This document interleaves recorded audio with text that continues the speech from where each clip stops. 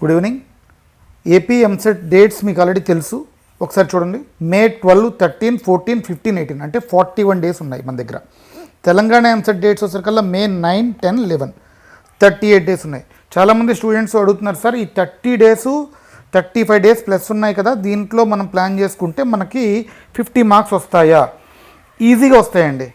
So మీరు కన్సిస్టెన్సీగా కానీ ప్రతిరోజు ఏమేమి చేయాలో వర్క్ చేసుకుంటే దానికి ఈజీగా మనకి 50+ మార్క్స్ మ్యాథ్స్లో వస్తాయి. ఓకే, సో మీరు ఇప్పుడు ఒకసారి చూడండి. వీక్లీ ప్లాన్ ఇస్తున్నాను.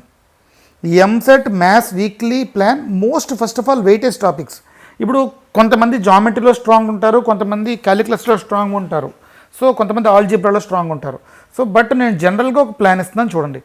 అసలు first of all weightage topics చూసుకుంటే క్యాలిక్యులస్ నుంచి 12 బిట్స్ వస్తున్నాయి, కోఆర్డినేట్ జామెట్రీలోంచి 10 బిట్స్ వస్తున్నాయి, ఆల్జీబ్రాలోంచి 8 బిట్స్ వస్తున్నాయి, ట్రిగ్నామెట్రీలోంచి 4 బిట్స్ వస్తున్నాయి, వెక్టర్స్ అండ్ 3Dలోంచి 5 బిట్స్ వస్తున్నాయి, ప్రాబబిలిటీలోంచి 3 బిట్స్ వస్తున్నాయి.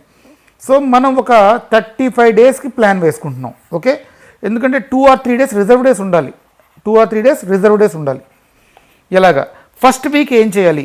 ఫస్ట్ వీక్ వచ్చేసరికల్లా కోఆర్డినేట్ జామెట్రీ చేసుకొని ఆ వీక్ కంప్లీట్ అయిపోయిన తర్వాత ఒక ఎగ్జామ్ రాయాలండి.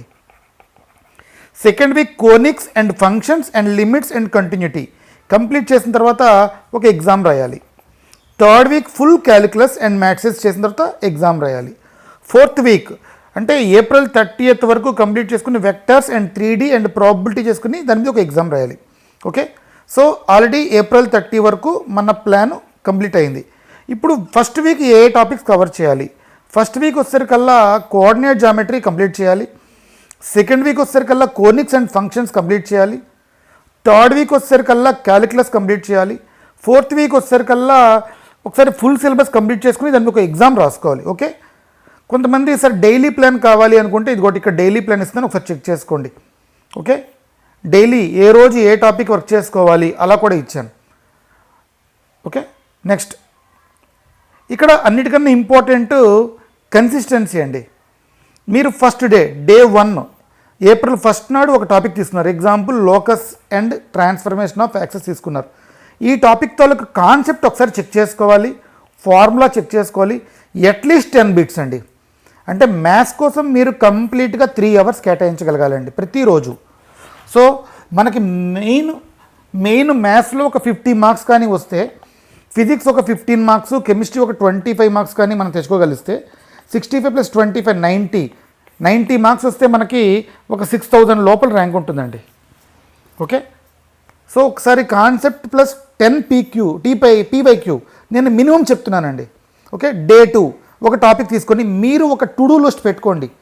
ఏ రోజు ఏ టాపిక్ మీరు చేస్తున్నారు, అలా ఫిజిక్స్ అండ్ కెమిస్ట్రీ కూడా పెట్టుకొని రోజుకి 3 hours కానీ చేసుకుంటే ఒక క్రాష్ కోర్స్ ప్లాన్ లాగా మీకు ఈజీగా స్కోర్ వస్తుంది. సో చాలామంది నాకు ఇలా టాపిక్ చేయమంటున్నారండి. సో ఈ టాపిక్స్ అన్నీ ఇప్పుడు మనం కంప్లీట్ చేసుకొని 30 డేస్ పాటు రోజుకో టాపిక్ లేదా 2 days నా కన్వీనియన్స్ ప్రకారంగా 2 or 3 డేస్కో టాపిక్ చేసి పెడతాను.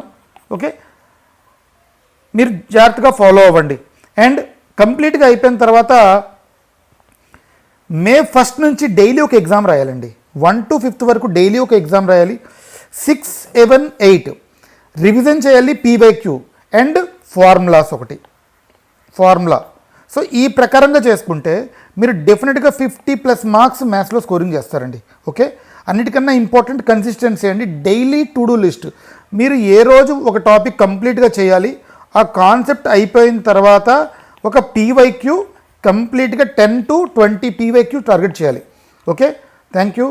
మన ఛానల్ సబ్స్క్రైబ్ చేయండి, షేర్ చేయండి, లైక్ చేయండి, కామెంట్ చేయండి. మీకు ఏ కాన్సెప్ట్స్ కావాలనేది కూడా మీరు కామెంట్లో చేయండి. Okay, thank you.